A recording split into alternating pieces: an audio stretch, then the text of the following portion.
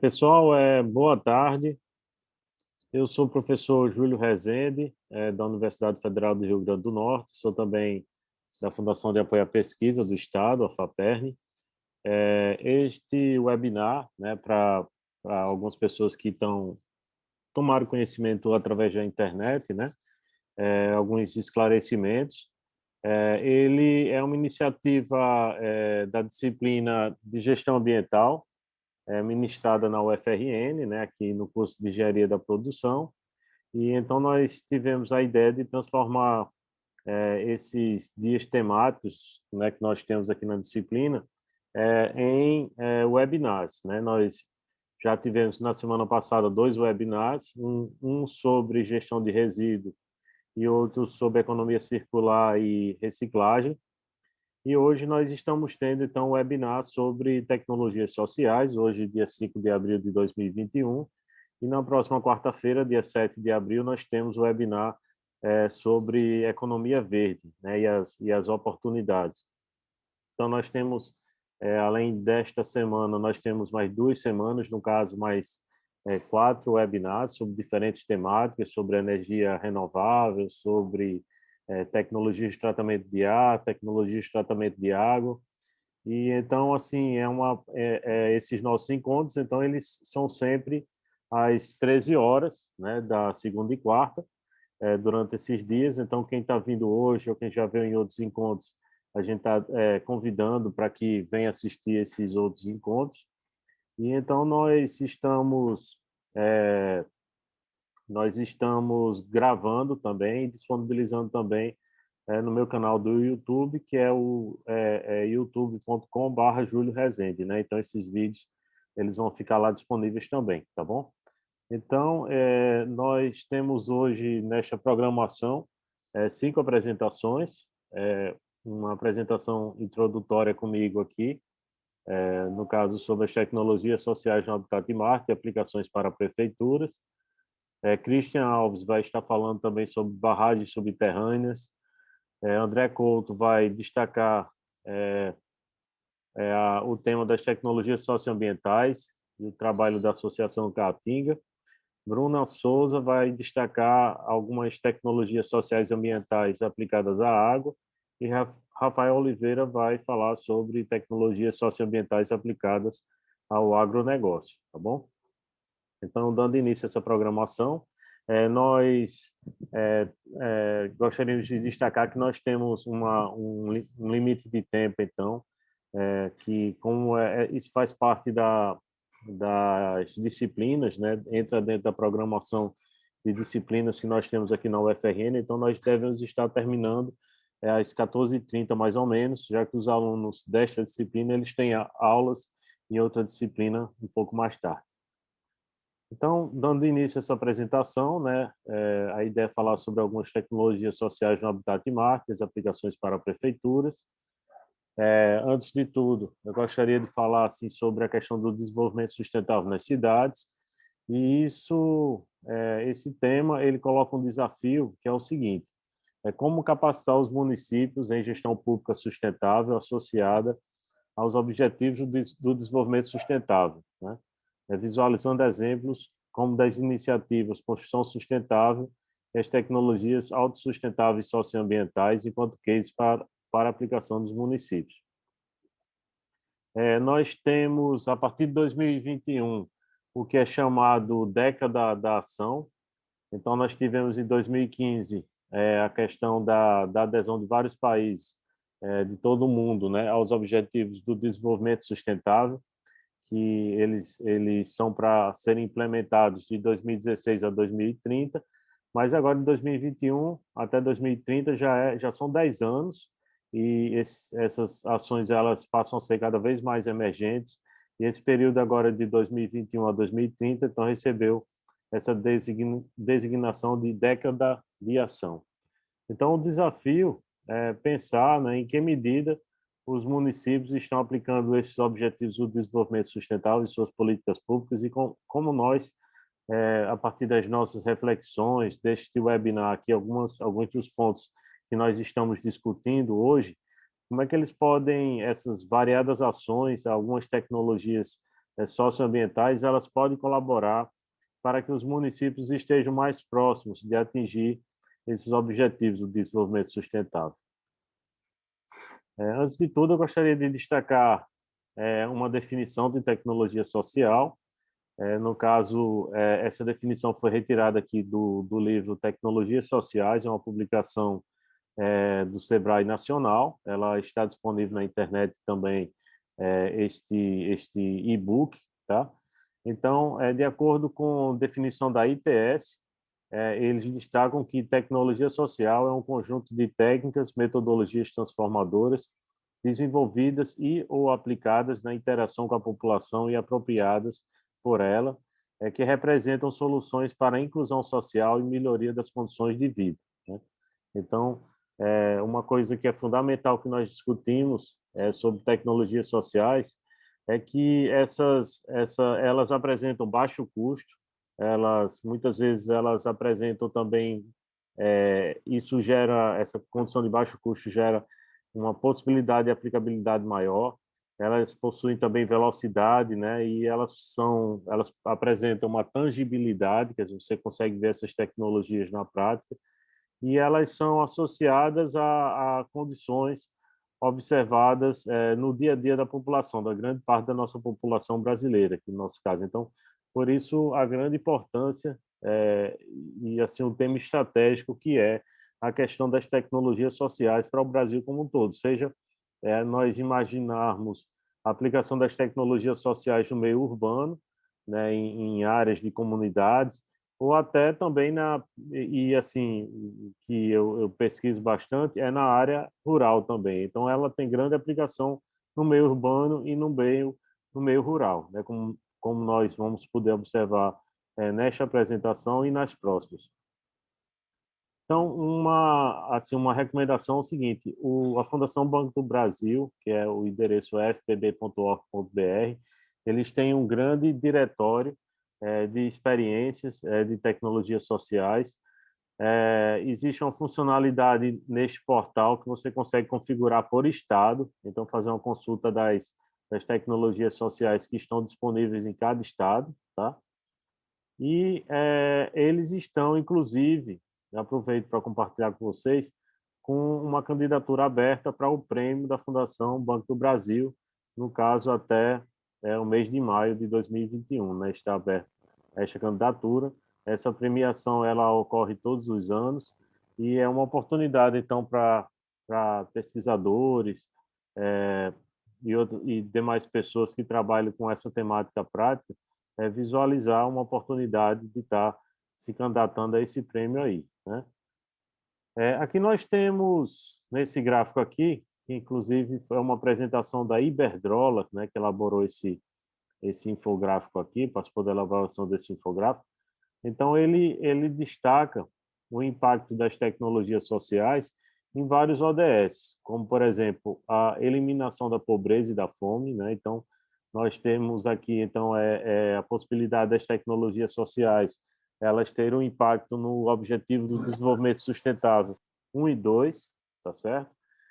Também garantir o acesso a recursos naturais, como a água, isso aqui seria o Objetivo 6, fomentar uma economia mais ética, né, que seria o Objetivo 8, construir cidades mais sustentáveis, porque uma dessas tecnologias que a gente discute, por exemplo, o reaproveitamento da água de esgoto, né, pode tornar lugares que, de repente, se estão contaminados pela água de esgoto, que eles venham a fazer o uso adequado desse esgoto, né, tratando esse esgoto localmente. Então, isso tem um impacto bastante grande, né? Aí, como nós podemos observar. E então isso está associado, então, por exemplo, isso aqui ao objetivo 11, né, que é o objetivo de cidades sustentáveis. Também um outro objetivo, lutar pela paz, que é o objetivo 16, é proteger o meio ambiente, objetivo 15. Então, quando a gente, através dessas tecnologias sociais, nós realizamos uma melhor gestão dos resíduos, por exemplo, reciclamos os resíduos, isso vai proteger o meio ambiente também. Combate à discriminação, objetivo 10, né? E aqui, por último, as tecnologias sociais elas podem ajudar a criar ambientes mais saudáveis, que seria o objetivo 3, e também ser as tecnologias sociais elas serem espaços, momentos de aprendizado no campo da sustentabilidade para a comunidade, né? Então, o objetivo relacionado à aprendizagem seria o objetivo 4, relativo à educação da qualidade. Então, os ODS eles possuem uma associação muito grande com vários ODS, por isso que no nosso primeiro slide, na arte que a gente preparou para divulgar o evento hoje, nós apresentamos a associação dos ODS com vários desses selos aí, né, na nossa arte. Um outro objetivo também que eu queria dar destaque é o objetivo 12, né, também que é o objetivo de produção responsável, né, e consumo responsável também, né, porque existem muitas ações relacionadas à questão de reciclagem, reaproveitamento, e é um pouco o que essa apresentação hoje ela vai explorar, tá certo? Então, dando continuidade, eu vou passar agora para uma parte mais objetiva, que são as experiências de construção sustentável e as tecnologias autossustentáveis no semiárido do RN, o caso do NUPEX, em Caiçara do Rio do Vento, né? Então, a cidade de Caiçara do Rio do Vento está aqui já na região do semiárido, aqui nordestino. No caso, o semiárido, então, ele vai abranger uma grande área do Nordeste, né? E, no caso, essa cidade, ela, a 100 quilômetros de Natal, ela já está no semiárido nordestino, né? No bioma Caatinga. E, então, nós estamos aqui, alguns estudantes estão aqui na cidade de Natal, e aqui essa área que nós observamos essa experiência, então, é aqui na cidade de Caiçara do Rio do Vento, que é na BR-304, que ela está no caminho aqui para Mossoró e Fortaleza. Então, aqui alguns dados sobre a cidade, e então, assim, merece destaque, assim, a pequena população aí, em torno de 4.000 habitantes hoje, né, na cidade. Então, assim, já indo para a apresentação dessas experiências, primeiro falando das construções sustentáveis, isso aqui foi uma primeira experiência que é uma casa feita com garrafa PET, tá? Aqui numa última foto é apresentado vários estudantes do ensino fundamental e do ensino médio que em uma visita que foi realizada lá, isso antes do período da pandemia. Essa construção ela foi realizada em torno de 2012. Depois uma segunda experiência, que foi uma casa feita com garrafa PET, foi objeto também do trabalho de conclusão de curso de Engenharia da Produção de Luiz Vaz. Essa é a casa com long neck, né? Essa casa com long neck, então, ela tem, quando nós trabalhamos com a reciclagem de resíduos, nós estamos trabalhando com vários ODS, como educação de qualidade, consumo e produção sustentável, responsável, né? A vida na terra, né? E uma terceira experiência que foi uma construção feita com pneu. Aqui esse local foi transformado em um pequeno museu, né? Aqui os estudantes realizando a visita nesse local. E uma quarta experiência é este Castelo Verde, né? E também um espaço também de visita, né? De estudantes nesse local. Então, o objetivo das construções sustentáveis se via enquanto um local de exposição e educação na área ambiental, em Caiçara do Rio do Vento, um espaço de inspiração de experiências e economia circular, em outros para um espaço de inspiração, né, para outros municípios do RN, Brasil e no mundo, também inspiração para a criação de ativos turísticos, né, sustentáveis nas cidades e recuperação dessa atividade econômica, né? Então, nós observamos o Rio Grande do Norte é um estado turístico, né, com grandes potenciais, uma grande cadeia de hotéis na sua capital, e no momento, até por conta também de um lockdown, né, existem vários hotéis, estabelecimentos prejudicados por conta disso, por conta da pandemia, e é necessário pensar na questão da vacinação e no momento de reimpulsionamento da economia e de nós refletirmos sobre a importância de criar ativos turísticos, né? Aí no futuro próximo. Então, a ideia é que as prefeituras elas pudessem estar criando seus novos ativos turísticos, sejam praças, sejam mirantes, sejam locais disposição, museus, usando o resíduo, né, como elemento construtivo. Tá? Então, isso aqui seria a primeira experiência que nós gostaríamos de apresentar, como exemplo de iniciativa que poderia ser adotada pelas cidades. E a segunda experiência é o biohabitat, né? Então, ele é um conjunto de tecnologias autossustentáveis socioambientais que visam promover o convívio com a escassez hídrica, atuando com saneamento inteligente, que envolve a coleta da água da chuva e gestão, reuso do esgoto, reciclagem de resíduos, dessalinização. Um segundo ponto é a questão da produção de alimentos em sistemas fechados, envolvendo estufa, aquaponia, irrigação, tecnologias sociais e hidroponia. E um terceiro ponto seria a questão da energia sustentável, com o uso de energia solar, biodigestor e fogão solar. Né? Então, isso são exemplos aí de tecnologias autossustentáveis socioambientais, né? Que estão em desenvolvimento lá e que poderiam ser aplicados assim em várias habitações, seja essas habitações rurais ou urbanas, né? Então a questão do saneamento, produção de alimentos no próprio local e a questão da energia sustentável. Então o biohabitat ele funciona no Habitat Marte, onde são desenvolvidas variadas tecnologias autossustentáveis socioambientais, sendo elas apresentadas a crianças, jovens e agricultores, né? Aqui tem o biohabitat ele possui um auditório para recepção dessas crianças, jovens e agricultores. Aqui uma imagem antiga e assim recebendo um desses grupos de jovens. Esse auditório ele está passando por uma reforma, no caso está sendo instalado um piso, né, nesse auditório aí, está sendo pintado as colunas, então dá para ver aqui a diferença entre como era anteriormente e como está ficando atualmente, né? Então a ideia é que pós-pandemia que a gente possa voltar a receber grupos de estudantes, seja esses estudantes do ensino fundamental, do ensino médio ou do ensino superior, para estar discutindo tecnologias socioambientais. Inclusive era realizado aqui, nós realizávamos workshops, né, de tecnologias sociais, né? E assim isso foi suspenso, né, por conta da questão da pandemia. Então as pesquisas desenvolvidas, elas envolvem uma associação entre o semiárido e também o tema espacial, porque algumas tecnologias elas podem ser úteis também para pensar também a exploração espacial. E então aqui o local do desenvolvimento dessas tecnologias é o Habitat Marte, aqui tem algumas imagens do Habitat Marte, do complexo. E nessa área azul aqui é a estufa, é o biohabitat, onde são desenvolvidas essas experiências, né? Então, algumas tecnologias em desenvolvimento é a questão de biodigestor, composteira, fogão solar, filtros para tratamento de água, a própria estufa e também a questão da aquaponia.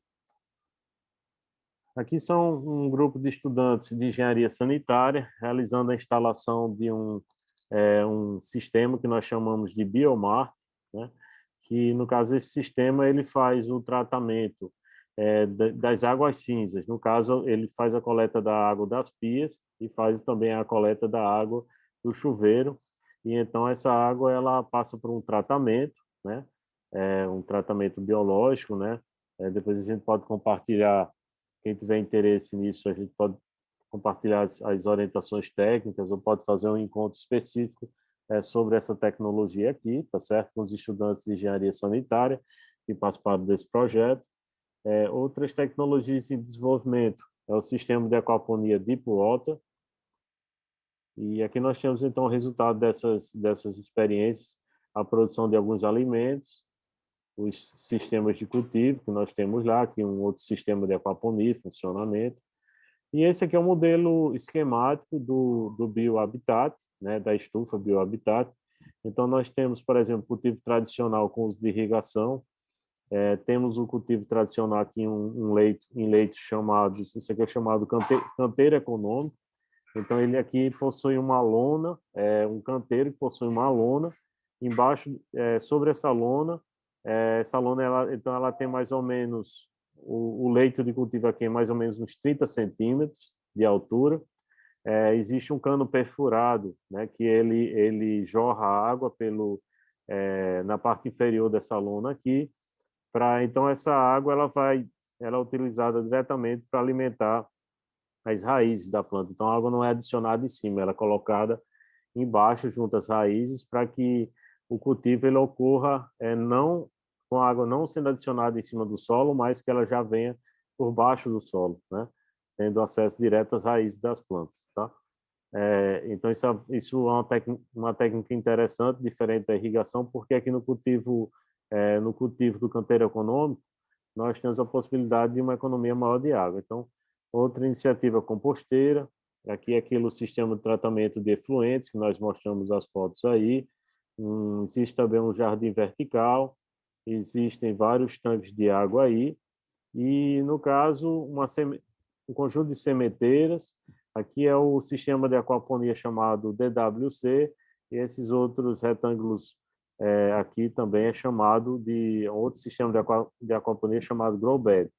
Recentemente, nós conseguimos um apoio para adquirir caixas d'água, são esses círculos vermelhos aqui, e vai permitir que seja armazenado mais água para o período da estiagem, né, que nós temos aí pós o mês de julho. Aí. Então, começa um período prolongado de estiagem, mais ou menos uns 6 meses, né, que vão desde de julho, agosto, até fevereiro do ano seguinte. Né? Então, os desafios do cultivo, né, de alimentos é essa disponibilidade hídrica. Então, por isso, a importância dessas tecnologias de armazenamento de água, né?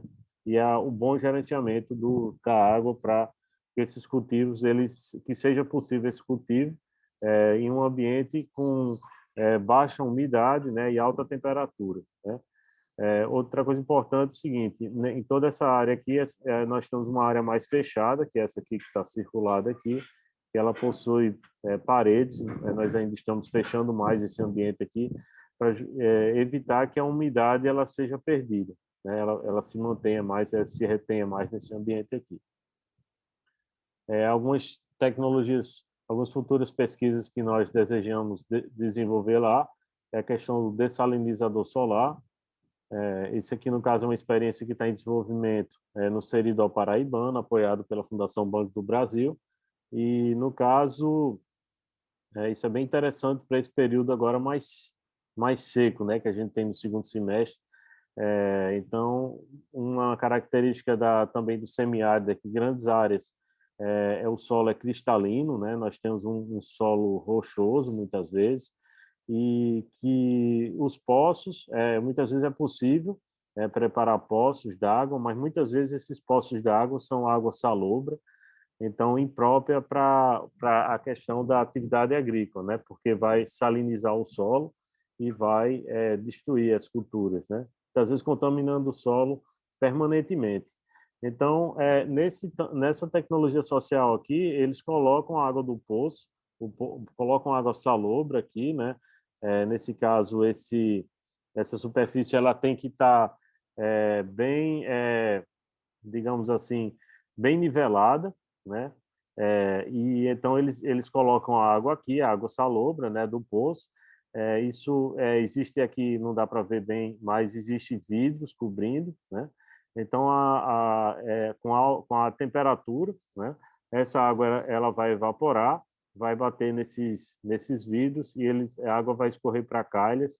Então nesse processo de evaporação existe então a purificação e a retenção do sal nos tanques e a questão a partir da evaporação, a coleta dessa água limpa, né, para o consumo nas próprias culturas.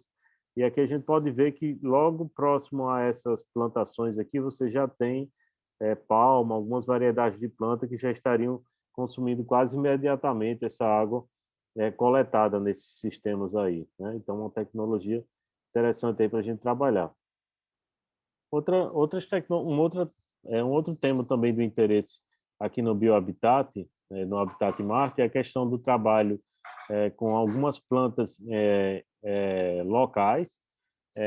Aqui no caso a coroa de frade, que é um cacto que nós temos na região, né? E outras plantas alimentícias não convencionais, né? Então a ideia é esse cacto ele gera um pequeno fruto. Esse pequeno fruto, mais ou menos em torno de 1 centímetro, 1,5 centímetros, Em cada fruto desse, ele tem dezenas de sementes. Essas sementes, então, elas são expelidas no solo, elas caem no solo. E então eles, por exemplo, ele distribui milhares de sementes para ver se essas sementes, uma ou várias dessas sementes, elas venham a brotar, gerando novos frutos para permitir a perpetuação da espécie. Então a ideia é nós cultivarmos, pegar essas sementes, criar leitos de cultivo para essas sementes, fazer elas se desenvolverem e transformar em plantas que venham possam ser pesquisados até, inclusive, para o próprio consumo humano, né? Outra tecnologia interessante, que já existe experiência sobre isso aqui no Rio Grande do Norte, é o hidrogel, que é uma espécie de um polímero, que ele é adicionado à água, tá? Então, ele fica como se fosse uma gelatina. Esse hidrogel, ele tem a característica de permitir uma maior absorção da água, evitando a evaporação rápida da água. Então, se você manter esse solo hidratado por mais tempo, você vai manter características favoráveis para a germinação das sementes e para o desenvolvimento das plantas, evitando então a perda de água, né, que pode gerar uma condição de dificuldade para o desenvolvimento da planta.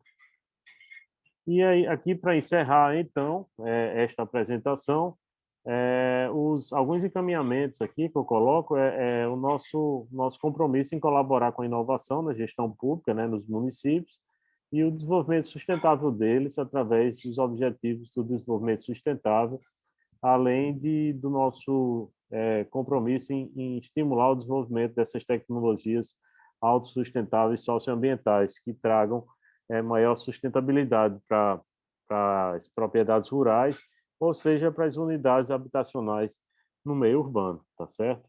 Então, está aqui o meu contato, meu WhatsApp aqui é o 84 aqui meu Instagram também, meu Twitter, ok, pessoal? Então, agradeço assim, a atenção de vocês, e então nós vamos iniciar, vamos convidar os próximos expositores desta apresentação agora. Obrigado. Então, boa tarde, pessoal. Vou falar um pouco sobre as tecnologias socioambientais da Associação Caatinga. Meu nome é André e esse é um trabalho do Departamento de Engenharia e Produção. Então, falando um pouco do que seria a Caatinga. A Caatinga é uma vegetação que predomina no Nordeste brasileiro e ela está inserida em um contexto climático do semiárido. Por que é chamado Caatinga? Porque os índios, na época da estação seca, pelo processo de perda de folhas das vegetações, a paisagem acabaria prevalecendo a cor clara, esbranquiçada. Então, Caatinga significa justamente isso, mata branca. E isso se dá origem pela origem tupi. Porém, nos períodos chuvosos, essa paisagem muda e o que seria esbranquiçado se torna tons verdes. As características da Caatinga. Ela está localizada no Brasil. Ela é um bioma tipicamente brasileiro. Compreende estados do Nordeste e o norte de Minas Gerais. O clima predominante é o clima semiárido, como já foi dito, e a vegetação é uma vegetação composta por arbustos pequenos e com troncos tortos. Basicamente isso, e eles funcionam basicamente com a captação de águas em períodos em períodos que possuem chuvas e capaz de absorver e manter água por muito tempo. Então, a Associação Caatinga tem a missão de promover a conservação de terras, florestas e águas da Caatinga para garantir a permanência de todas as suas formas de vida. Então, ela possui 8 linhas temáticas de atuação, que seria na gestão e manutenção da Reserva Natural de Serra das Almas, no Ceará, o apoio à criação e à gestão de áreas protegidas, unidades de conservação públicas e áreas de preservação permanente, a restauração de florestas, produção e plantio de mudas nativas em áreas degradadas. O quarto tópico seria a disseminação de tecnologias socioambientais, que será o tópico que vai ser mais abraçado aqui nessa apresentação. projetos de conservação do tatu-bola, educação ambiental, fomento à pesquisa científica para a conservação da caatinga e articulação de políticas públicas ambientais. A Associação Caatinga possui uma cartilha, que nessa cartilha essa cartilha é composta por várias tecnologias socioambientais que eles recomendam a utilização. Então, são 8 tecnologias que estão listadas aqui abaixo: a meliponicultura, o fogão ecoeficiente, forno solar, a gestão de resíduos sólidos na zona rural, a compostagem, coleta de sementes, cisternas em placas e o sistema bioágua. Mas nessa apresentação só será expostos apenas os 6 destacados, visto que a gestão de resíduos sólidos já foi apresentada anteriormente por um grupo e não foi de interesse se aprofundar tanto nesse tema.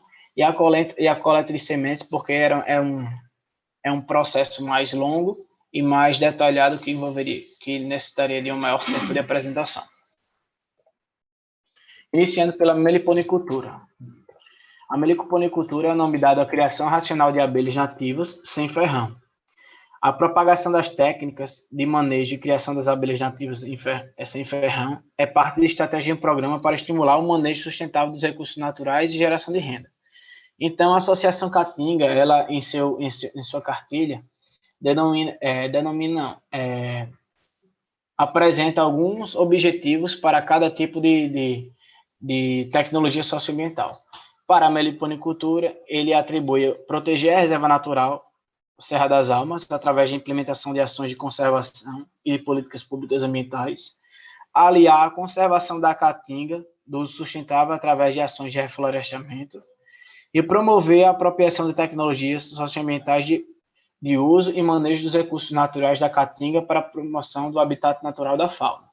Então, esses são os 3 objetivos principais que a Associação Caatinga visa como sendo de conservação dessa tecnologia, a meliponicultura.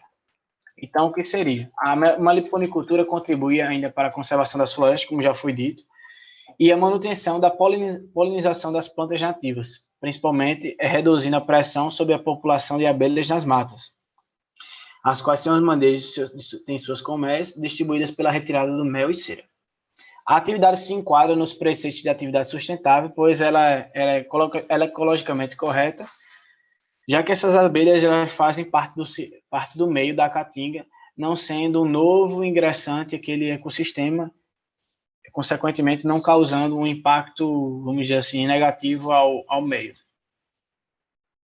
A meliponicultura, como já foi dito, é feita pelas abelhas sem ferrão, mas precisamente seria pelas abelhas do tipo jandaíra. Para que isso seja feito, é construído um meliponário, no caso seria a estrutura de criação dessas abelhas, e para essa construção é importante ressaltar que ela deve ser feita em locais próximos a plantas que as abelhas utilizem como sendo sua fonte de alimentação, para coletar pólen e o néctar. Então, as espécies que as abelhas mais consomem são o marmeleiro, a catingueira, o pau-ferro, o jurema e o sabiá. Essas são as espécies de vegetação mais consumidas pelas abelhas. E ao lado aqui nós temos no que seria uma planta baixa e um corte de um meliponário. À esquerda nós temos o ninho, ou seja, seria a região onde todas as abelhas ficariam, vamos dizer assim, unidas. E eles chamam a região de melgueiro. Seria uma região onde, basicamente, as abelhas depositam seu mel. Vai realizando um corte e a gente vê que a entrada do ninho seria apenas em uma extremidade, seria entrada pelo melgueiro, desculpa. E seria a zona de entrada das abelhas. Então, é feito essa construção se dá também por um projeto, que eles fornecem também as dimensões básicas para a construção desse meliponário. Seria que o comprimento total seria de 70 centímetros, ou seja, o comprimento do ninho mais o melgueiro seria de 70 centímetros. com altura de 13 centímetros e largura de 11 centímetros. A espessura da madeira para a confecção desse meliponário seria de 2 centímetros. O fundo e a tampa da caixa teria justamente as dimensões do tamanho e da altura, ou seja, 13 por 70. A lateral seria de 70 por 7 centímetros. A frente e o fundo de 9 a 7 centímetros. Aí, falando agora com relação ao que seriam as medidas de ninho, seria, em projeto, as dimensões do ninho são de 25 centímetros de comprimento e a do melgueiro de 45, somando seria o comprimento total dos 70 centímetros. E o diâmetro do furo para a entrada seria um diâmetro de 8 milímetros, que seria justamente só para entrar as abelhas. Falando do que seria o fogão ecoeficiente. O fogão ecoeficiente, ele é formado por uma base de metal, recoberta por tijolos refratários. A ideia seria aumentar o isolamento térmico e melhorar a transferência de calor para os alimentos. Ou seja, isso quer dizer que o menor consumo de lenha e mais calor. Inclusive, pesquisas mostram que esse tipo de fogão ele traz uma economia de 60% do consumo de madeira, quando comparado a um fogão a lenha convencional. Então, o objetivo desse fogão ecoeficiente seria justamente a diminuição da queima de lenha, a redução do desmatamento, consequentemente, livrar famílias de fumaças em ambientes domésticos, já que os fogões a lenhas convencionais, a fumaça emitida por eles em maioria dos casos, são despejados dentro dos ambientes, dentro da cozinha, das casas das famílias, e seria também, justamente por conta disso, combater diversos problemas de saúde que eles causavam muitos problemas de respiração. Dando uma contextualizada na importância desse fogão, no Nordeste brasileiro, cerca de 85% das famílias moram em zonas rurais e utilizam esse tipo de fogão, ou seja, o fogão a lenha tradicional como fonte energética para o cozimento dos alimentos. A utilização do fogão a lenha se dá por dois motivos: fácil acesso à madeira e economia do gás de cozinha. A maioria dos fogões a lenha convencional possui uma baixa eficiência energética, como já foi dito anteriormente, causando maior consumo. Consequentemente, um maior desmatamento para poder ativar a utilização desse fogão. Os malefícios trazidos pela intensa utilização seria dentro das casas, seria justamente aquelas doenças respiratórias, cardíacas e oftalmológicas ocasionadas pela fumaça. Aqui seria a foto do que seria um fogão a lenha convencional, na direita. Então, fazendo análise comparativa do fogão a lenha convencional com o fogão ecoeficiente, há comprovações científicas que mostram que fogões ecoeficientes têm uma economia de 53,4% a 64% no consumo de lenha, quando comparado aos convencionais. Atrelado a isso, tem uma economia de tempo e esforço físico da família, visto que a economia de tempo seria atrelado ao tempo de cozimento, já que eles seriam mais eficientes energeticamente, e esforço físico da família seria relacionado ao abastecimento de madeira para acionamento desses fogões. Então, a disseminação do fogão ecoeficiente pode diminuir a pressão do desmatamento, uma vez que a utilização da madeira acontece em escala mais reduzida. E como seria montado isso? Aqui seria basicamente o esquema do que seria um fogão ecoeficiente. Ele é formado por 5 peças. No caso, seria a peça numerada 1 na imagem, como sendo a chapa de ferro fundida com 3 bocas. E isso, só para salientar, é no molde que a Associação Caatinga prega em sua cartilha e, consequentemente, seus treinamentos que é realizados Brasil afora. A parte 2 seria um encaixe para a chaminé, para a saída da fumaça. O 3 seria um gancho para a limpeza, que seria essa haste, limpeza e manutenção do fogão. A peça 4, que seria justamente os canos da chaminé. A 5 seria a câmara de combustão, localizada ali um pouquinho à direita do fogão. 6 seria a grelha de entrada de lenha.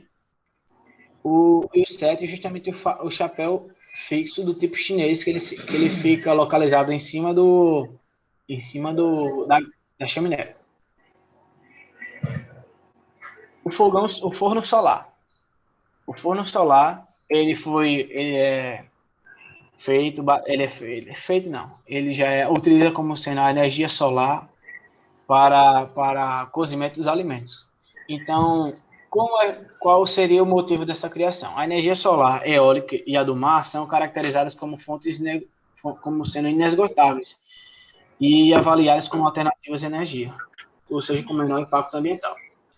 Atualmente, o gás butano, muito utilizado nas cozinhas, é derivado de energia fóssil, fonte não renovável que gera emissões de poluentes e gases de efeito estufa que não são beneficentes ao planeta. Então, o forno solar ele vem justamente para caminhar lado a lado a isso e trazer melhorias para o nosso sistema. Que, no caso, foi criado no ano de 1767 pelo Horácio, e consiste basicamente em criar uma caixa com dimensões suficientes para acomodar uma panela, um pequeno prato ou panela, e o forno geralmente é retangular, possui uma tampa de vidro e abres refletoras.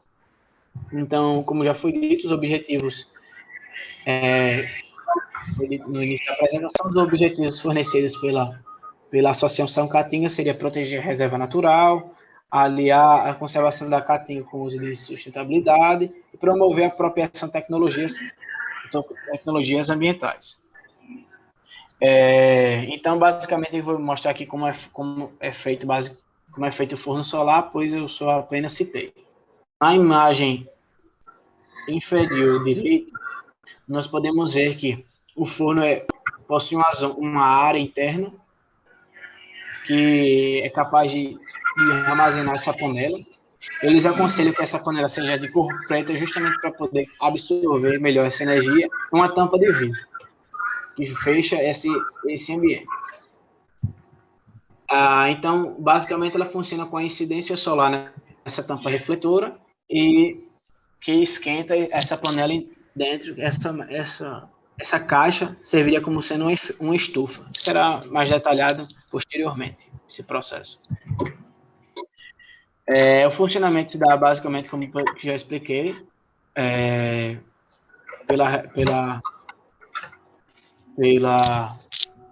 como pode dizer assim, pelo aquecimento interior dessa caixa.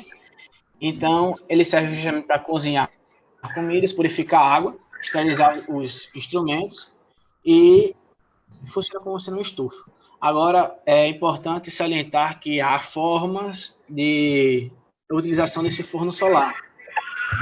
Na imagem central, a gente pode ver que o aproveitamento da luz da radiação solar não está 100%, visto que a tampa não está voltada, a tampa refletora não está voltada diretamente à luz solar. Consequentemente, o espelho, essa parte refletora da tampa, não consegue conduzir a radiação para o interior da caixa. E a última imagem, a da direita, a gente consegue ver que a radiação solar está sendo 100% aproveitada e refletida para o interior da caixa. Consequentemente, há uma redução no tempo de cozimento ou de purificação, esterilização nos ambientes, seja qual for a utilização do forno solar. A compostagem. A compostagem é conhecida como processo de reciclagem do lixo orgânico. Transforma matéria orgânica encontrada no lixo em adubo natural que pode ser utilizado na agricultura, em jardins e plantas, substituindo o uso de produtos químicos. O processo também contribui para a redução do aquecimento global. Só em 2015, o Ministério do Meio Ambiente informou que foi gerado 32 milhões de toneladas de resíduo orgânico no Brasil, o que equivale a 88 mil toneladas de lixo diário. Então, todo esse material, quando entra em decomposição, seja lixões ou aterro sanitário, gera gás metano e um dos principais causadores de efeito estufa. Fora que esse material poderia ser utilizado para, vamos dizer assim, voltar no processo, ou seja, dar origem a novos alimentos, novos jardins e plantas, ser utilizado novamente no meio. Então, ela serve para reciclar os restos de comida, resíduos vegetais das casas, escolas, jardins e hortas, que teriam como destino final aterro sanitário ou pior, lixão. Serve para enriquecer os solos pobres de nutrientes, melhorando sua estrutura e permitindo uma boa fertilidade. Serve também para aumentar a capacidade das plantas na absorção de nutrientes fornecendo substâncias que ajudam no seu crescimento. Além de facilitar a aeração do solo, retendo água e reduzindo a erosão, e seria funcionamento como inoculante para o solo, acumulando macro e micronutrientes que são formados formadores naturais do solo. Aqui nessa imagem do lado seria um processo de vamos dizer assim, de criação da composteira. A composteira seria o local onde é feita a compostagem. Então, eu vou voltar um pouquinho aqui na apresentação. Essa imagem aqui da direita seria a imagem fornecida pela cartilha da Associação Caatinga, e voltando mais uma outra aqui, seria uma horta já utilizada, uma horta com a apropriação da compostagem para adubamento dessa região, e a criação da composteira também, na imagem da esquerda. E agora será explanado como pode ser feita uma composteira caseira. Ela tem um funcionamento mais simples, como os 10 anteriores mostrados. Então, ela é basicamente composta em 6 etapas. O balde 1, enumerado aí como sendo o amarelo, na imagem à direita, deve ser feito vários furos de 6 milímetros na tampa, como pode ser visto aí na imagem, assim, da direita, com 2 centímetros de distância entre si. E no balde será encaixado uma torneira a 3 centímetros do fundo da base. No balde 2 deve ser cortados a tampa e o fundo para permitir a passagem dos resíduos. No 3, cortar o fundo e instalar uma flange com 2 pedaços de cano de 20 centímetros unidos pelo joelho, seria aquela conexão lá em cima. Na saída de ar, inserir o algodão, carvão triturado, justamente nessa sequência. Inserir um algodão, um carvão triturado e um algodão fazendo ferramenta de filtro de ar, vamos dizer assim. Os baldes devem ficar empilhados entre 1 e 2, e o 2 e 3 devem ser colocados em 5 jogos de parafuso e blocos para a junção dessas tampas. Então, os baldes, ele justamente fala nesse empilhamento entre os 1 e 2 e 2 e 3, porque para o funcionamento deve ser feito nessa sequência. E aqui a gente pode ver que é uma vedação, justamente que eles falam. E deve ser utilizado o epóxi, o silicone, para justamente fazer essa vedação e não ocasionar vazamento. Aqui a gente pode ver justamente aquela sequência de carvão e algodão funcionando como filtros. Os resíduos que podem ser utilizados não são todos, então o manual ele fornece alguns como sendo indicados. Seriam restos de hortaliças, cascas de frutas, cascas de ovos, restos de pão sendo em pequena quantidade, restos de café, casca de batata, restos de comida cozinhada também em pequena quantidade. Não são indicados restos de carnes e peixes, ossos e espinhos. Volta a ser indicado o excremento de animais herbívoros, folhas e ervas, pouca quantidade de cinzas e lenhas. Não é indicado cinzas e pontas de cigarro, em grandes quantidades, né, cinzas e pontas de cigarro. Ramos e arbustos é indicado, palha e feno, e cortiça também não é indicado para a utilização para a utilização do processo de compostagem.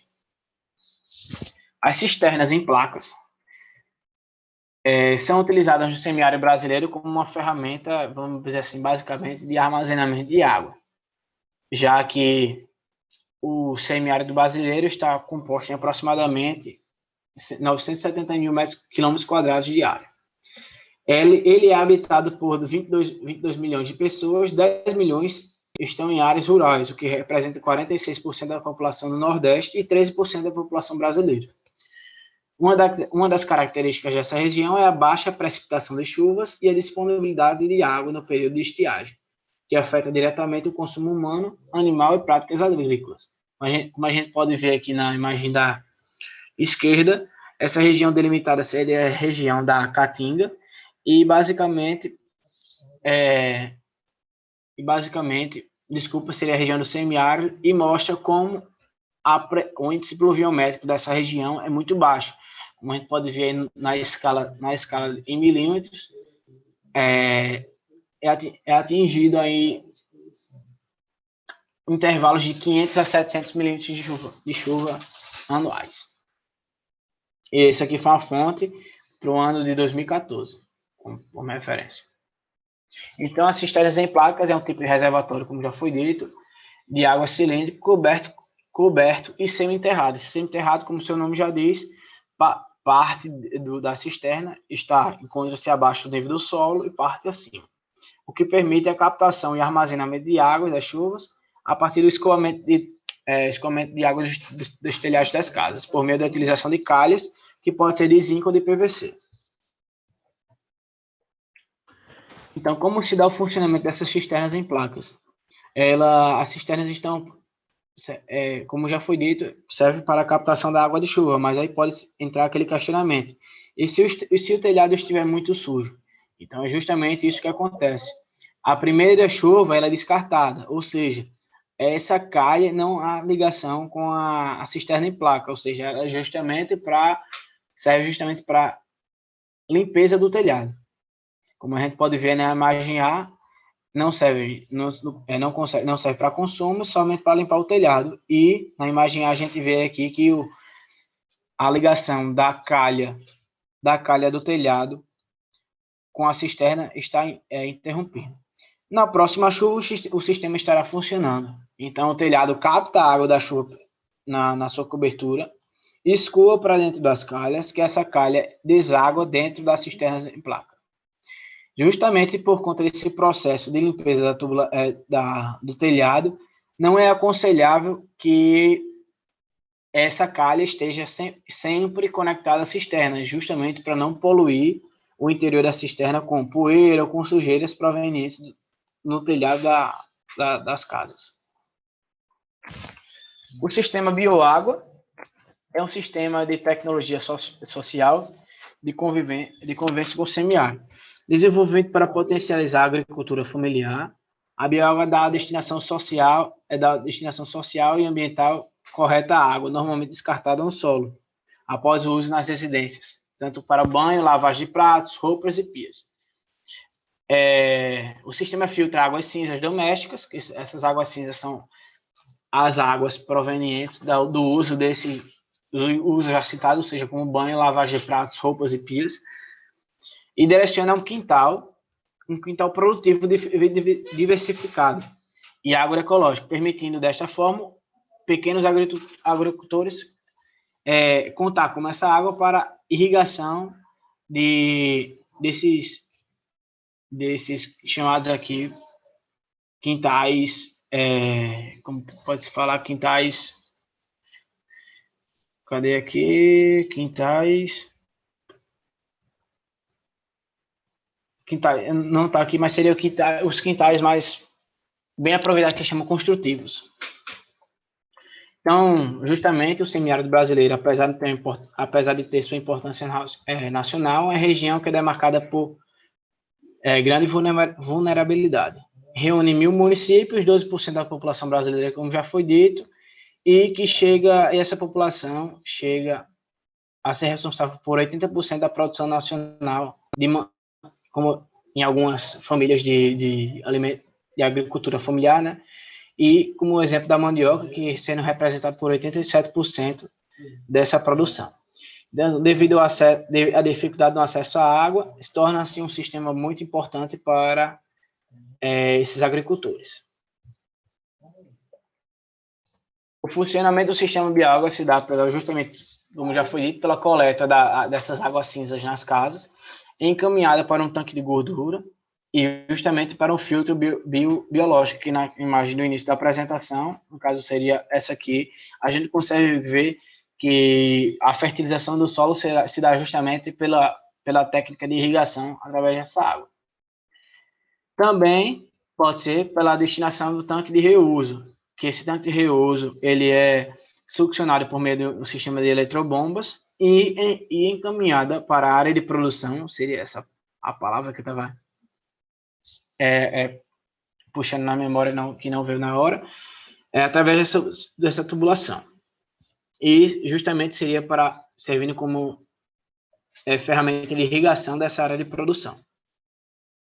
Então, dando desfecho do que seria a Associação São Catinga, ela já chegou a beneficiar cerca de 3.600 pessoas já economizou, vamos dizer assim, seus processos, 800 mil toneladas de carbono, 1.168 tecnologias sustentáveis já foram implementadas, 111.819 pessoas já foram envolvidas em ações e já obteve 11 prêmios conquistados em seu, vamos dizer assim, em sua história.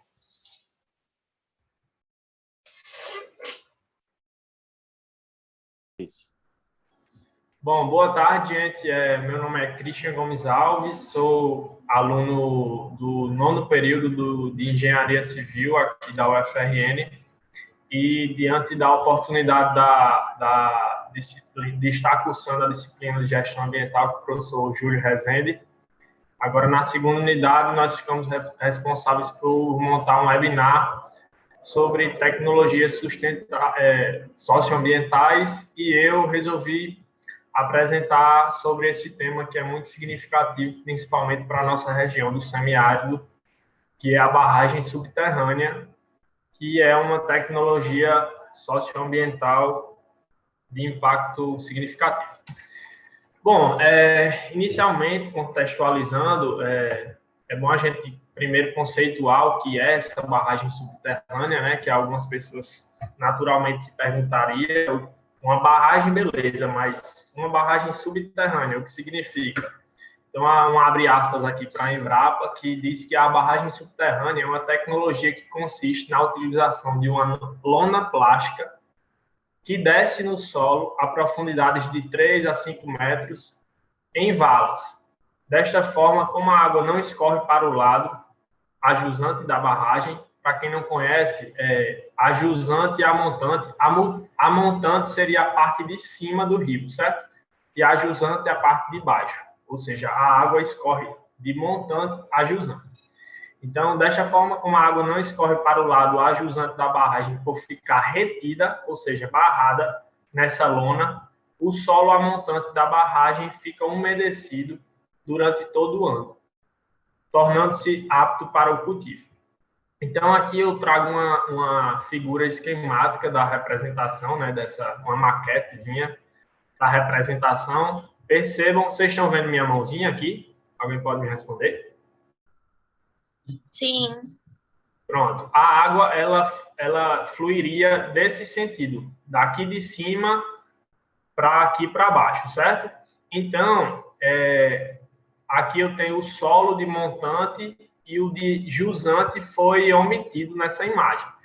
Aqui, como eu vou ter uma barragem no leito do rio, encostando na rocha, eu vou conseguir elevar esse nível freático, propiciando uma terra mais agricultável, por assim dizer, que aqui eu vou conseguir ter um cultivo consorciado, com diversas espécies, o nível freático, né? Aqui, as setinhas, o nível freático elevado, aqui seria a rocha, que é impermeável, e um poço Amazonas, que é um poço que ele vai de pequenas profundidades, diferente dos poços artesianos, que algumas pessoas confundem. Os poços artesianos são aqueles mais profundos, que é um poço tubular, certo? E esse poço Amazonas é um poço superficial. E aqui eu tenho esse poço Amazonas com a intenção de captar essa água diante da elevação desse nível freático. Eu vou criar um fluxo para cá, né? Uma estabilização, um nível estático dessa água, e vou conseguir tirar. Digamos que eu seque esse poço aqui para abastecer ou para irrigar uma área em outra área, uma área agricultável, sei lá, na parte de cima da propriedade. Logicamente, essa água voltaria a fluir para cá e esse nível estático também voltaria a se estabilizar. E aqui eu teria o sangradouro, que seria o quê? Com a função de quando essa água descesse para cá,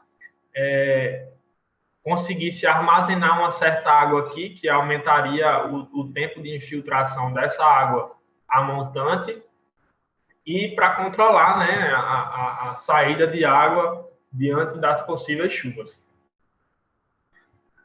E aí, agora, para contextualizar também o histórico, né, de algumas pessoas se perguntariam se essa tecnologia é algo novo aqui no Brasil ou no mundo, se tem histórico disso. Então, eu trouxe um breve histórico aqui, tentei ser sucinto para situá-los. Aqui no mundo, né, pesquisei alguns materiais da Embrapa, da ASA, de algumas instituições bem bacanas que têm bastante propriedade no assunto. E segundo Hanson e Nilsson, em 1986, há registro do uso de barragens de fluxo de água subterrânea que remontam à época do Império Romano.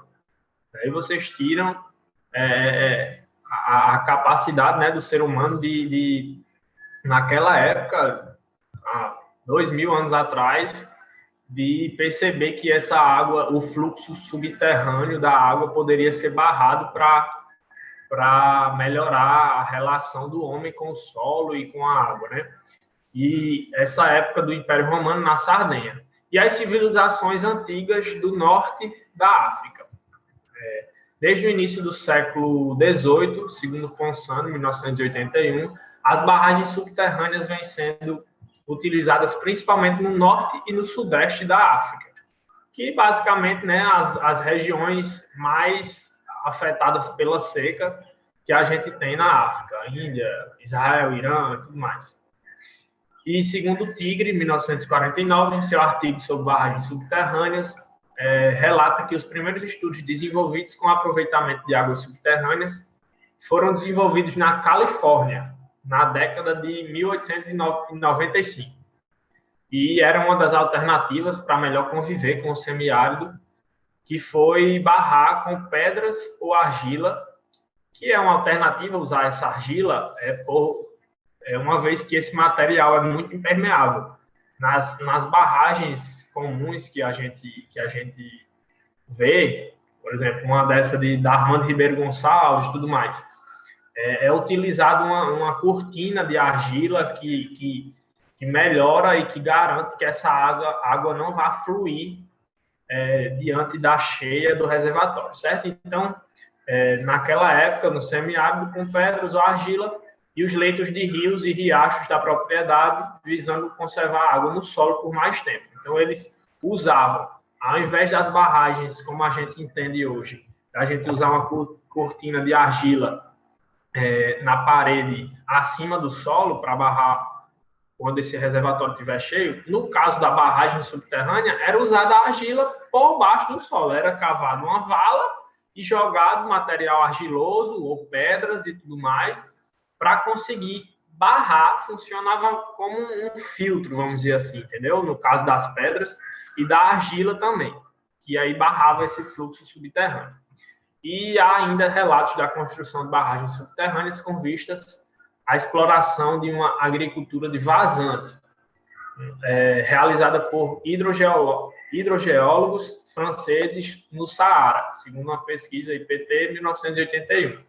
Então, é interessante a gente observar, para quem não sabe, essa agricultura de vazante é uma agricultura feita a montante de um acúmulo de água, seja em um reservatório, enfim, que é feita a montante desse reservatório. Quando o reservatório fica com aquela área alagada, eu vou conseguindo plantar, enquanto ele vai descendo, vai sendo utilizada a água, vai descendo, mas aquela parte de cima ainda vai ficar úmida. Então, eu consigo plantar material, e essa é a chamada agricultura de vazante. E aqui um breve histórico, agora situando no Brasil. 1887, uma propriedade particular no estado do Rio Grande do Norte, segundo Brito, de 1989. 1919, na região semiárida da Paraíba, com exploração da cana-de-açúcar e do arroz, conforme Silva, 1998. 1920, famílias agricultoras da região do Seridó Potiguar, aí utilizando barro batido como material impermeabilizante na parede e cultivando espécies forrageiras em sistema de agricultura de vazante. Aí voltando ao que eu havia falado anteriormente, ao invés de uma argila, era utilizado um barro batido, que muito se assemelha, certo?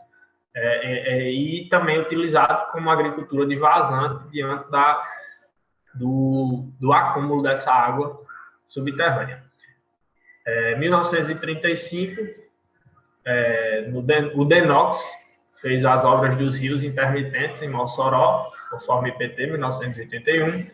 Em 1951, um projeto maior para a zona árida, conforme divulgação internacional da Unesco. Em 1965, o DENOX construiu a primeira barragem subterrânea na cidade de Tauá, do Ceará, no depósito aluvial do rio Trici, conforme IPT. Em 1987, fazenda em São Mamede, no Seridó Ocidental, da Paraíba. Seridó Ocidental da Paraíba, construção de 3 barragens com 8 poços Amazonas. Essa obra aqui é um retrato do sucesso dessa tecnologia socioambiental, porque foram construídas 3 barragens com 8 poços e foi assegurado a irrigação de 44 hectares de pés de manga para exportação. Então, realmente é um impacto significativo que a gente pode observar. Em 2000, né, na virada do século, algumas ONGs, aqui eu tive a intenção também de mesclar, para vocês não pensarem que é só relacionado a Nordeste e semiárido e tudo mais. No Vale do Jequitinhonha, em Minas Gerais, com forte presença de agricultura familiar. Nessa região, especificamente, foi explorada essa tecnologia porque a gente assegura o abastecimento dessas famílias, entendeu? Na agricultura também, mas pelo consumo. Não que essa tecnologia possibilite a obtenção de água potável, mas é conseguido a água para sedentação animal e tudo mais.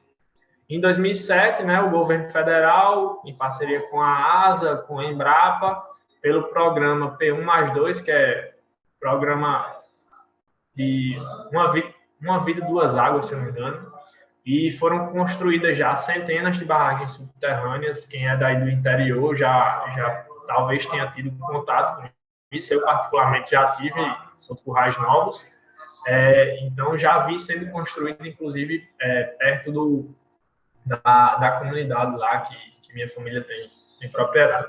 E essas barragens subterrâneas construídas exatamente no semiárido nordestino através desse programa. Aí aqui eu tive a intenção de esclarecer as etapas de implantação, vou tentar ser sintético. A escolha do local, certo? Posteriormente a limpeza do terreno para viabilizar a escavação dessa vala. A limpeza do terreno que eu digo é supressão vegetal, né? A escavação da vala, posteriormente, colocação da lona, aterramento, no caso seria reaterramento, e a construção do sangradouro, posteriormente, planejamento do uso de água. E agora eu vou detalhar mais para vocês. Escolha do local, né? O local pode ser construído em leitos de rio, riacho ou linhas de drenagem natural. O solo, os mais adequados são os aluviais.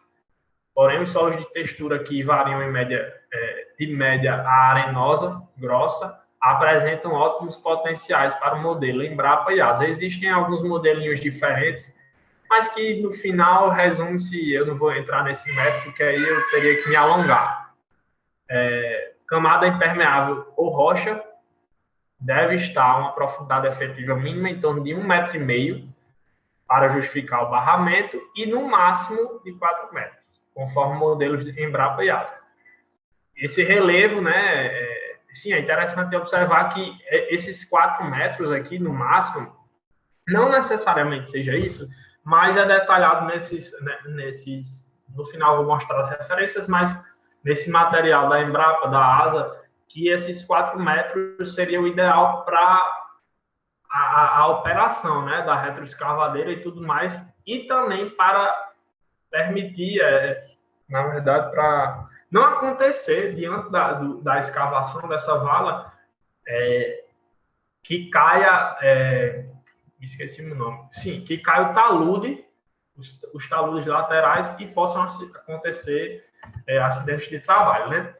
Então, isso pode aumentar, mas há uma cautela diante da operação, certo? Das máquinas. E, bom, relevo, a declividade deve ser de, no máximo, de de 0,4% a 2%, né? Isso também para evitar que, diante das enxurradas, esse material não venha a carregar essa parede e tudo mais. A qualidade de água, de preferência, sem problemas salinos, né? Com água salobra e tudo mais. A rocha deve-se ter uma noção prévia sobre o tipo de rocha que ocorre na área.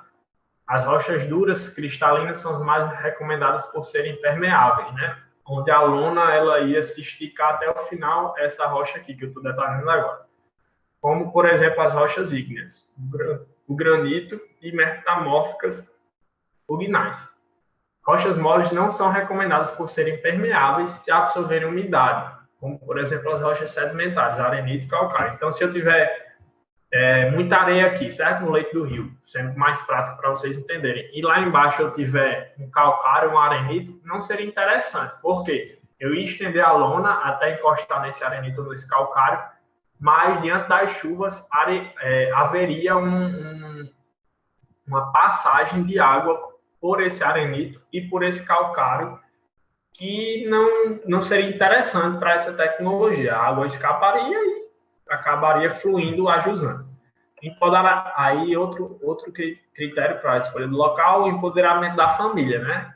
Eu tenho que selecionar bem a família que vai ser beneficiada, no caso desses programas, né? Mas caso você vá fazer por conta própria, enfim, a ser beneficiada, isso é de extrema importância, porque se a família atentar para a necessidade e o interesse dela, para que haja efetivo empoderamento da tecnologia. Se eu for implantar isso e a família lá não estiver nem aí, porque existe manutenção, existem diversos fatores, isso vai certamente colocar tudo por água abaixo, entendeu? Vamos lá. Aí, detalhando a limpeza do terreno, com o intuito de limpar a vegetação para melhor possibilitar a operação das máquinas, além de inicialmente identificar as ombreiras do rio da obra.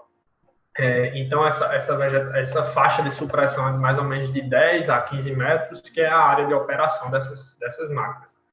A escavação da vala, feita no período seco, verão, no sentido transversal da descida das águas, né, até a rocha ou camada impermeável. Em seguida, faz a limpeza da parede, que fica ajusante, eliminando materiais pontiagudos que venham a danificar o plástico, que é o quê? São as raízes que teriam aqui, antes dessa supressão, tinham árvores. Então, todas essas raízes estão aqui por baixo, perfurando o solo, e quando a gente passa aqui, vão ficar as raízes, algumas pontas e tudo mais. Se eu jogar essa lona aqui, de forma indisplicente, assim, irresponsável, certamente vai rasgar a lona completa.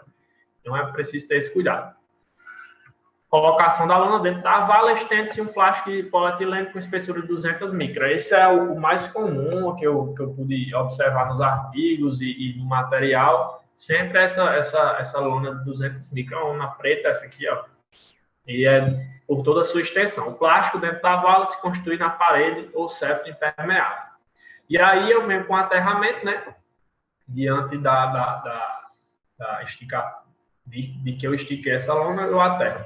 Após o plástico ter estendido, a vala deve ser fechada com a terra que foi retirada da sua abertura. Porém, antes se deve retirar as pedras, torrões, raízes maiores e mais pontiagudos, conforme falei anteriormente. E recomenda-se o aterro com a operação em 45 graus. Como a gente pode observar aqui, esse trator com pá, ele vindo em 45 graus, que se eu jogar essa terra de uma só vez, muito certamente, pelo impacto, ela vai puxar a lona e muito possivelmente poderá vir a rasgar essa lona.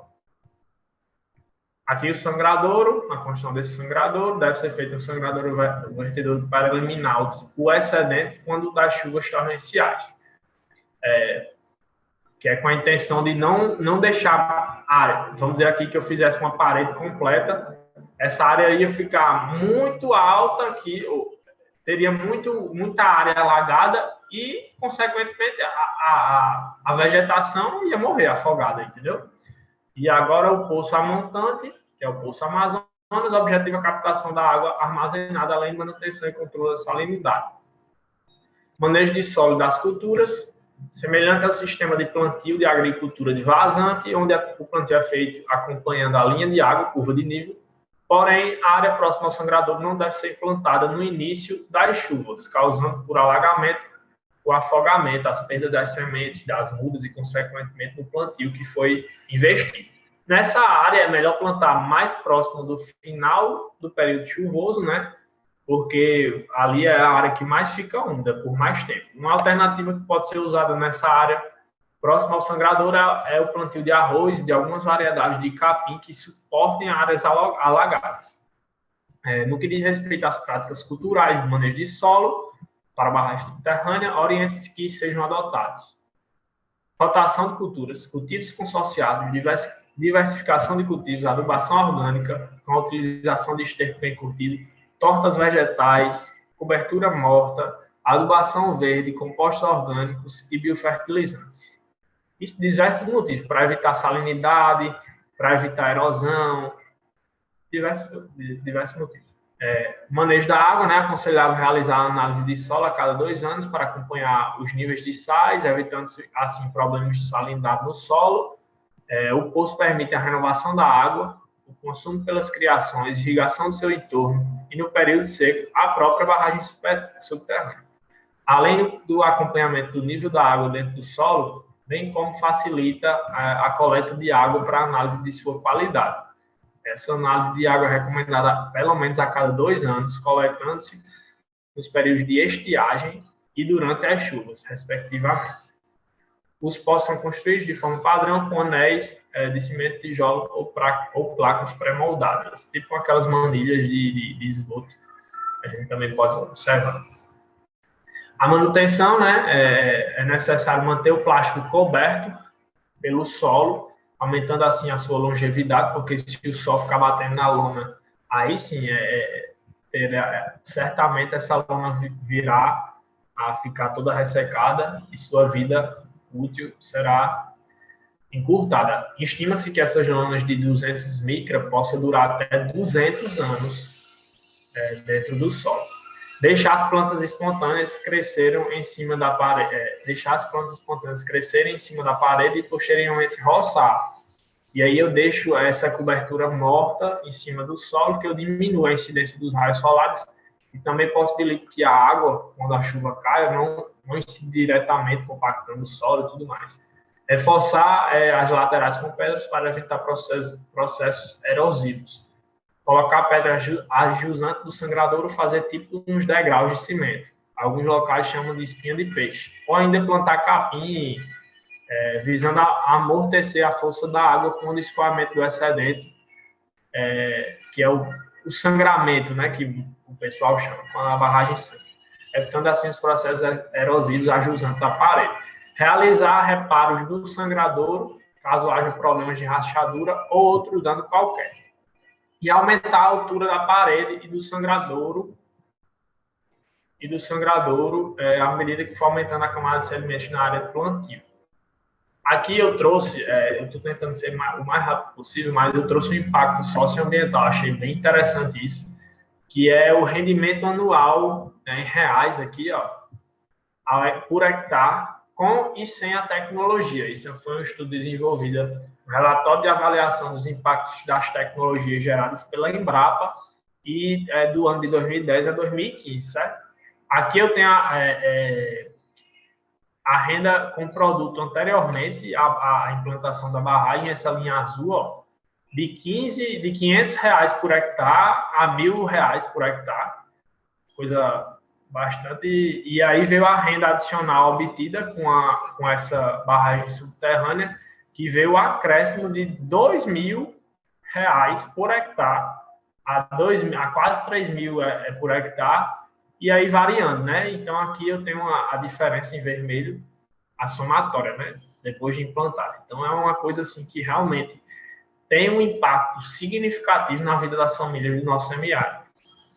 Considerações finais, né? A barragem subterrânea, em conjunto com outras tecnologias sociais de captação e armazenamento de água e da chuva, contribui com a soberania, a segurança alimentar e nutricional, dessedentação animal e a geração de renda. Aqui, só nesse trecho aqui, eu poderia incluir diversas ODS que a gente apresentou na primeira unidade. Em consequência, contribui com a convivência com as adversidades do clima do nosso semiárido, das famílias agricultoras, por proporcionar um aumento do acesso e usos da água. alguns desafios, né? Por mais que seja uma tecnologia super bacana para a gente implantar por aqui, existem, como tudo na vida, outros desafios.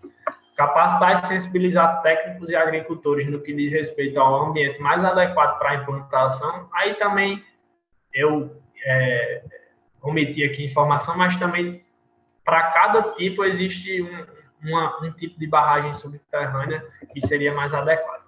Irradiar adequadamente a tecnologia, respeitando suas limitações. Não adianta a gente querer implantar em todo canto, porque a gente tem que respeitar a limitação da tecnologia. Caracterizar as estratégias de uso e manejo de água armazenada e identificar as possibilidades de inovação para sua otimização, valorizando o sistema de produção da família. Também identificar os estudos sobre o zoneamento da área com potencial para construção, porque existe um zoneamento das áreas que têm potencial e das áreas que não têm potencial. Para aprofundar os estudos nas microbacias de forma sistêmica, onde estão e serão construídas, monitoramento do nível do lençol freático, tanto a montante como a jusante da barragem, e avaliação da capacidade de recarga da bacia hidráulica. E aqui eu trouxe as referências, acho que é isso. Obrigado aí, desculpa se eu passei um pouquinho do tempo, mas é isto. Boa tarde a todos, meu nome é Bruna, eu sou aluna de Engenharia de Produção e agora, com a disciplina de Gestão Ambiental, eu vou estar apresentando sobre tecnologias socioambientais aplicadas à água. Pode passar. A água é uma substância de extrema importância para a vida humana, sendo para o consumo próprio ou para outras finalidades, como a gente utiliza água para irrigação, para abastecimento, para o tratamento de esgotos, geração de energia e outras finalidades. Pode passar.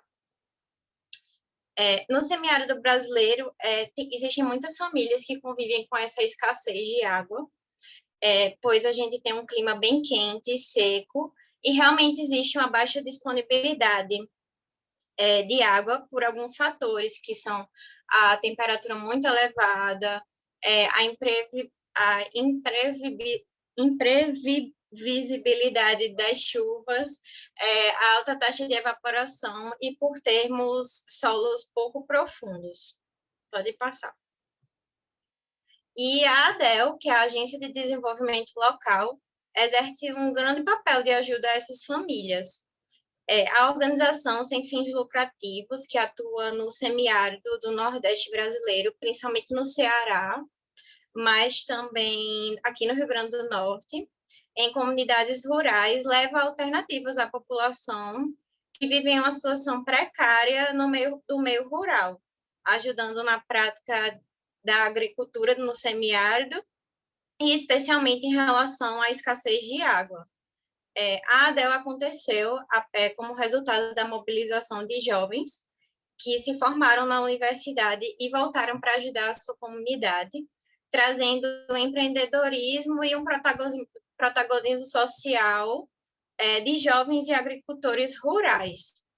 Em 2007, em Pentecoste, que é uma cidade do interior do Ceará, esses jovens começaram a atuar para apoiar pequenos produtores rurais que estavam em vulnerabilidade, e a partir disso, a ADEL só cresceu, implantando soluções rurais, sendo elas a capacitação e assessoria técnica, um fundo rotativo comunitário, redes cooperativas e as tecnologias socioambientais, que é o tema aqui do meu trabalho. Pode passar. As tecnologias socioambientais de organização vêm trazendo a baixo custo um grande impacto social a esses agricultores, ajudando eles a aprender como implantar essas tecnologias. E como ocorre no semiárido brasileiro essa escassez de água para consumo e para produção de alimentos, trazer uma segurança hídrica para as famílias é imprescindível. Dentre as tecnologias que são trabalhadas, as que se destacam para trazer essa segurança hídrica são a construção das cisternas telhadão, que inclusive a gente viu no trabalho de André, que são as cisternas de placa, que são para o armazenamento de água da chuva, a perfuração de poços profundos, a recuperação de poços artesianos, a dessalinização de poços através de energia solar fotovoltaica, que a gente até viu também, que o professor Júlio apresentou um pouco sobre um dessalinizador, e oficinas para que as famílias tenham um conhecimento sobre a produção sustentável e a gestão do uso de água, que são desenvolvidas em 3 estados pela organização, que é o Ceará, o Rio Grande do Norte e Pernambuco. Pode passar. Pode passar. E aí a gente vai falar um pouco sobre a cisterna telhadão. No caso, no trabalho de André, a gente viu uma imagem que mostrava tipo a cisterna sendo conectada a um telhado de uma casa. Nesse caso, a telhadão realmente só utiliza o telhado, e esse é uma tecnologia de captação de água da chuva, que vem desse telhado e que fica armazenada na cisterna.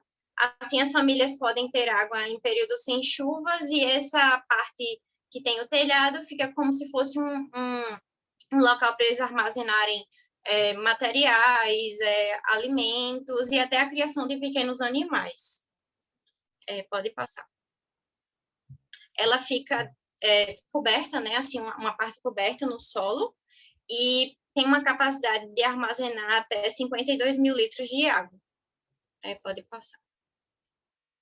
Agora, falando um pouco do dessalinizador solar, como a água de muitos poços no interior do Nordeste tem bastante sal, né, bastante sais, o que torna a água realmente ruim para o consumo humano, a saída a usar esse dessalinizador, que é um equipamento feito por recipientes em cima de placas que retiram o excesso de sais da água através de um processo físico-químico de exposição ao sol, tornando ela doce e própria para consumo, e cada agricultor tem o direito a uma determinada quantidade de litro de água.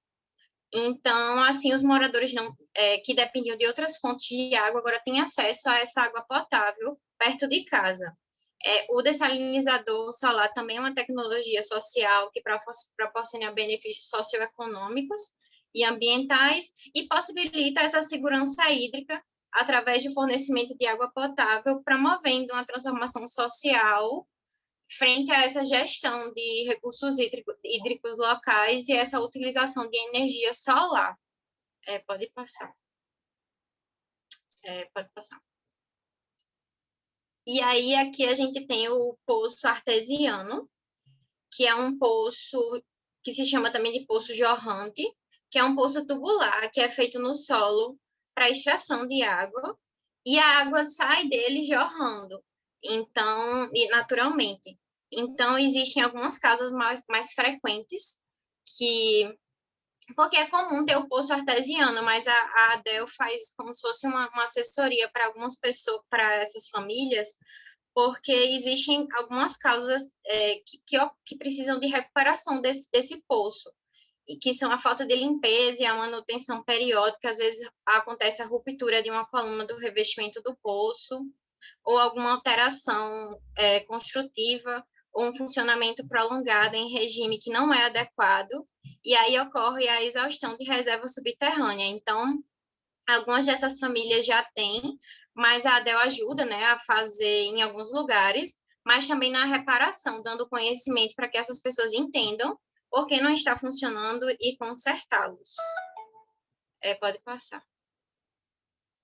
E, por último, a gente tem o poço profundo, lembrando que essas são alternativas que a ADEL fornece, né, que é essa organização que atua aqui no Nordeste.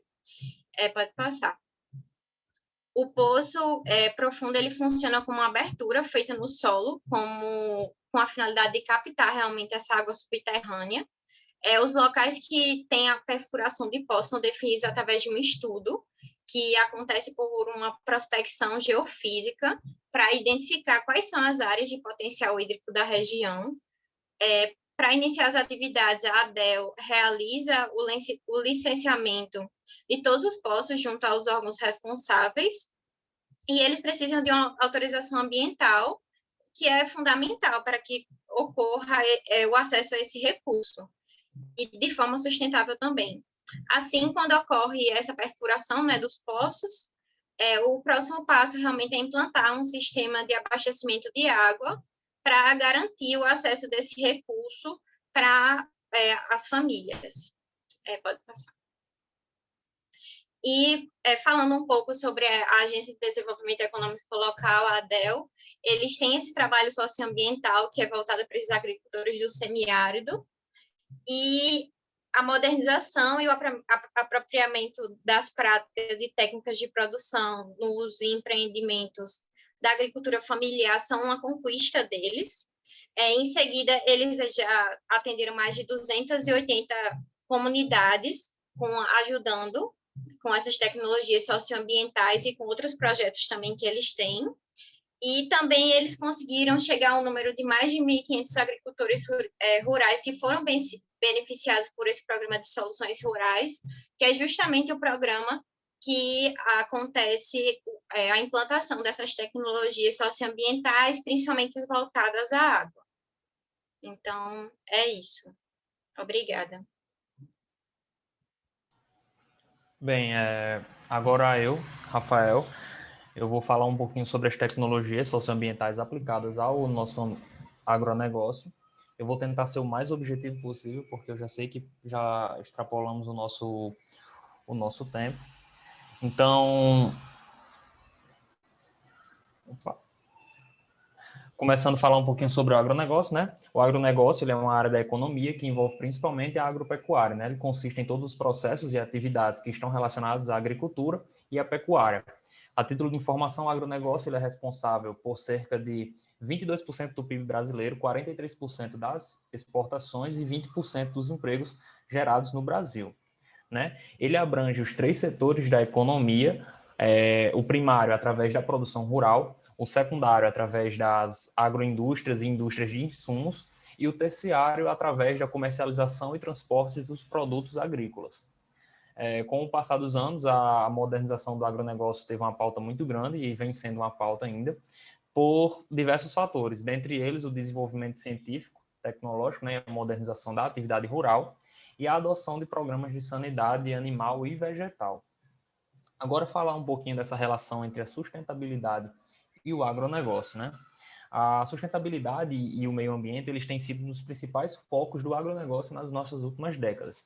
Com a modernização do agronegócio, né, houve um maior estímulo para pesquisas e estudos de desenvolvimento no setor, o que impulsionou a criação de tecnologias mais sustentáveis.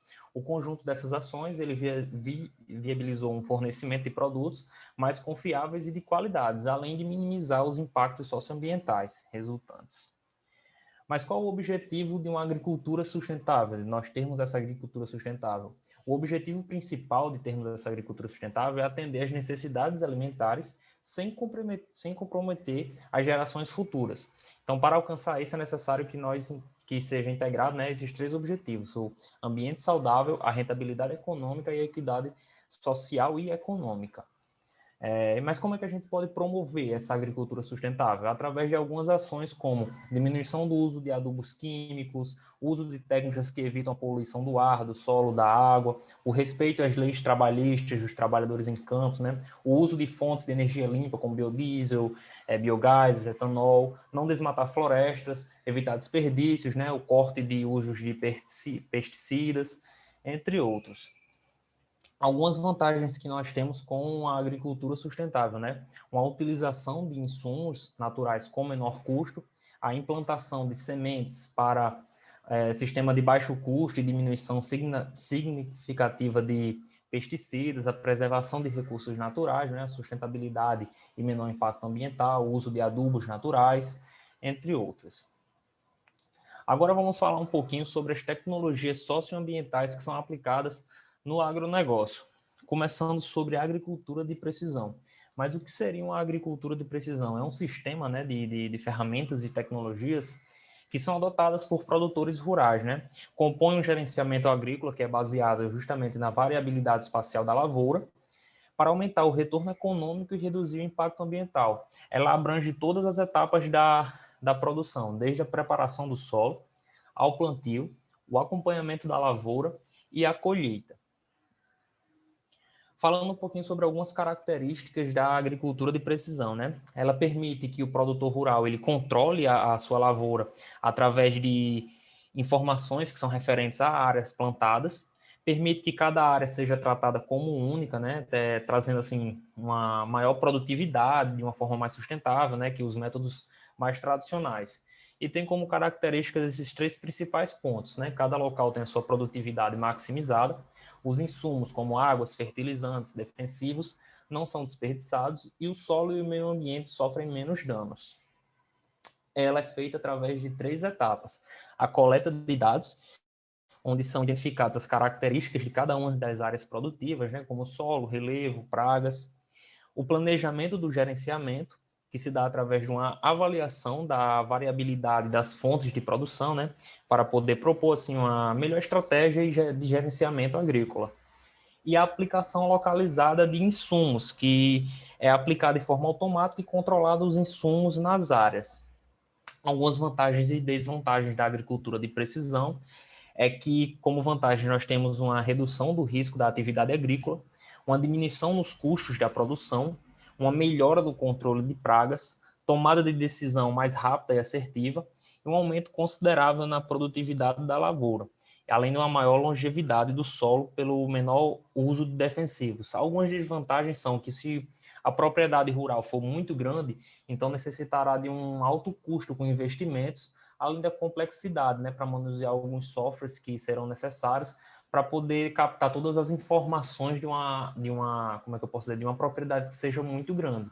Mas essa agricultura de precisão, esse método de se praticar a agricultura pode ser implantado não somente em grandes propriedades rurais, mas também em pequenas propriedades rurais. Falar agora rapidamente aqui sobre o biodigestor, não é? O biodigestor são alternativas para o tratamento de resíduos que reduzem o potencial poluidor e os riscos sanitários de uma propriedade rural.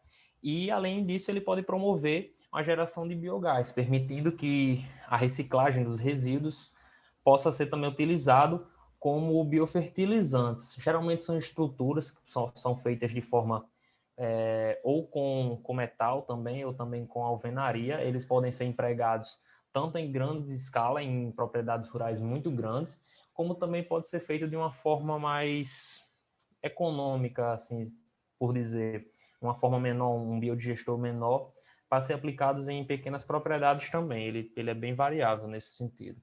E alguns benefícios é que, com o biodigestor, é que a matéria fecal do tanque não fica visível, há uma redução de patógenos, não há entupimentos no digestor e nenhuma infestação de insetos, como baratas e moscas. Agora eu vou falar aqui sobre um trabalho que foi desenvolvido por meio de um projeto de extensão da UFLA, que é a Universidade Federal de Lavras, presente em Minas Gerais. E esse trabalho é tecnologias socioambientais como uma forma de transição agroecológica no campo, né? Um estudo de caso em Carrancas, Minas Gerais. Ele foi desenvolvido durante um período de 2 anos, de 2008 a 2010, e foi desenvolvido juntamente com os agricultores familiares do município. Teve como objetivo melhorar a qualidade de vida dos agricultores, as suas percepções ambientais, o aumento da renda familiar, né, com a conservação do meio ambiente e a socialização de tecnologias socioambientais de baixo custo. Então, nesse trabalho foram aplicadas as tecnologias em diferentes propriedades rurais. Uma dessas tecnologias foi o sistema agroflorestal, que ele foi implantado como uma forma de recomposição de uma área, né? O solo estava coberto com braquiárias, que são uma espécie de capim, que é comumente utilizado na alimentação de bovinos, que foi retirado com capina. E após eles retirarem essas braquiárias, foram plantadas mudas nativas do local, naquela determinada região, e nas entrelinhas dessas mudas nativas foram plantadas espécies de adubação verde, como mudas de abacaxi, mandioca, milho e feijão.